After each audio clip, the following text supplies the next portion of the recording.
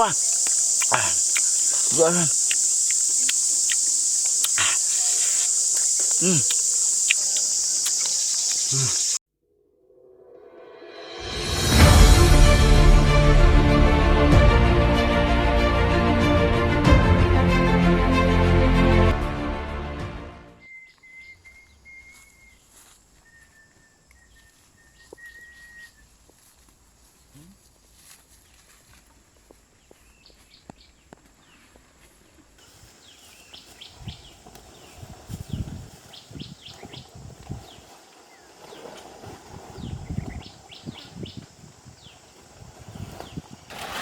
Người nơi một bão mà nấu miếng cây đó có quá.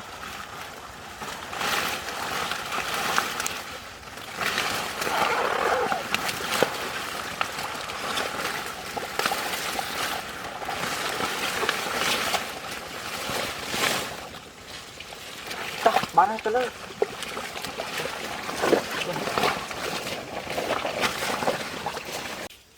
Nấu được bông lên ấy vậy. Anh em đôn như này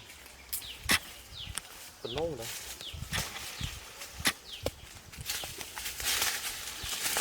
còn nấu lên mà là run nhẹ miền ấy à miền ấy êm đấy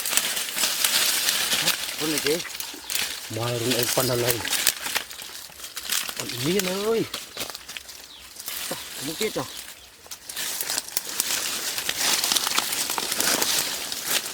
mà khởi mình không miền ấy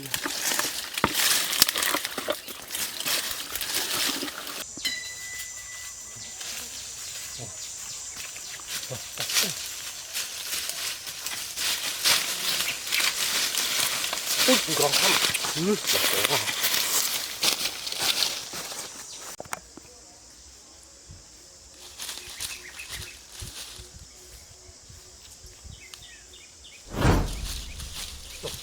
trồng nha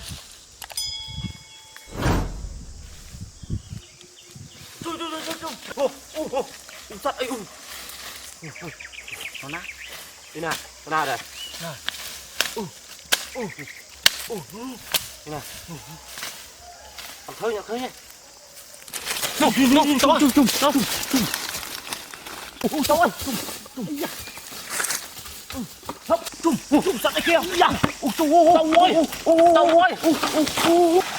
bạn à này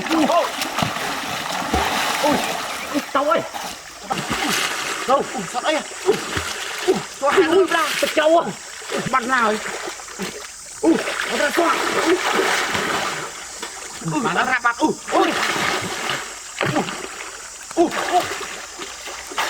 làm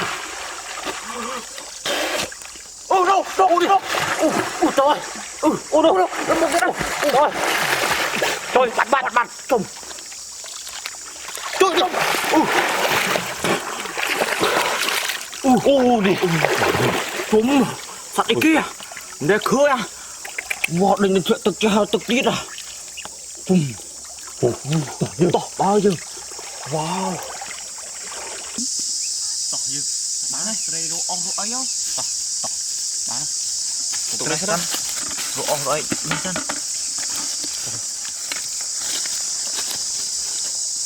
đồ ong hết không muốn em nghĩ tụi nông chóng lắm à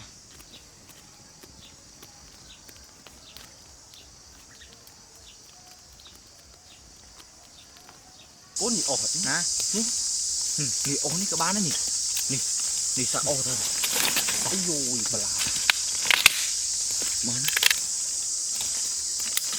ôi xóa đa bán này bán này không ơi bán này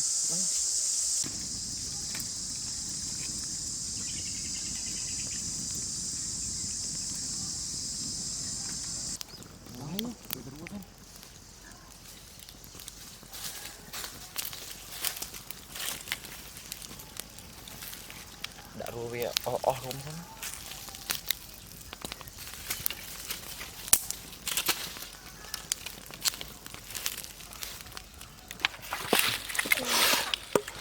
wow đỏ cổ cho mưa wow Mà cho tranh mới đi sân.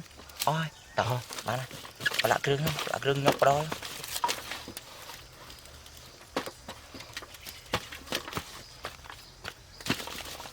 Nhọc chụp không cô biết. Nâng rồi. Nhọc chụp trụ. Nâng. Từ nông mấy nè. Cá bọc. Lực.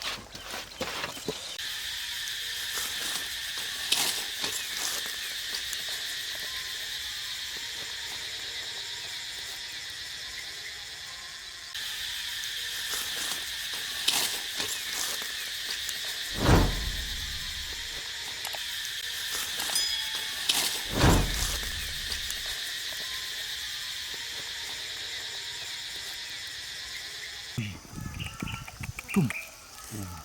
Sọ khanh đi rồi. Wow. Chọn đấy nào. Chum. Wow.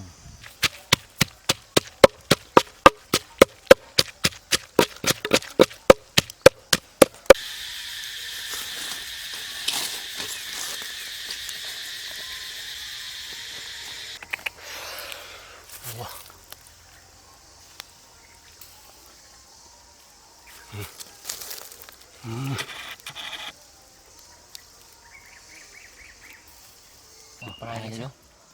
Ui, ăn oi thế? Nùng, ê, tí tiết đó. Ê, sao? Ê, được chợ nữa mà. Chợ ơi, tao bán nó. Tao. Wow.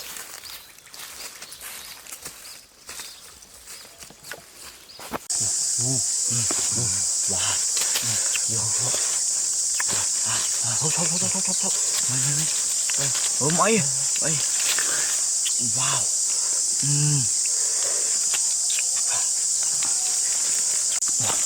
Wow. Wow.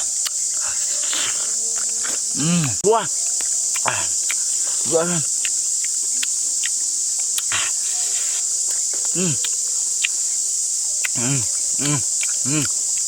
Ngon quá. Ui, trời ơi.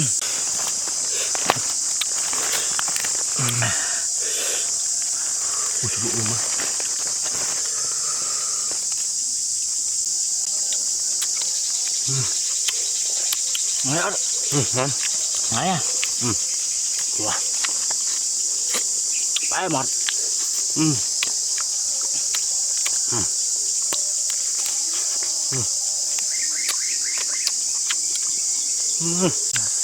Wow. Ngon.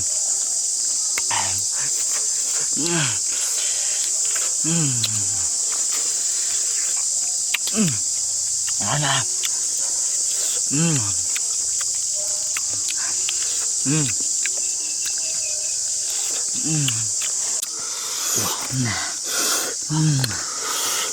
Wow, ngon không?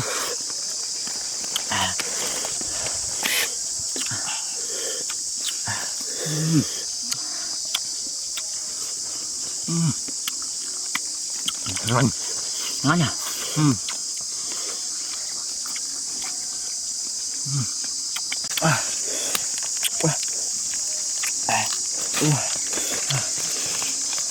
Sát à?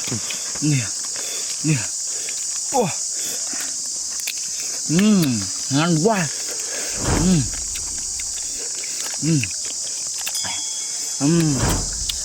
Ngon quá. Hạt nha.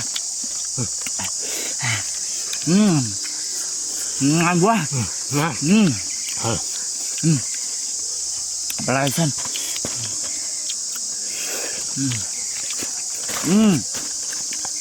Ba phải ăn ba. Ngon à.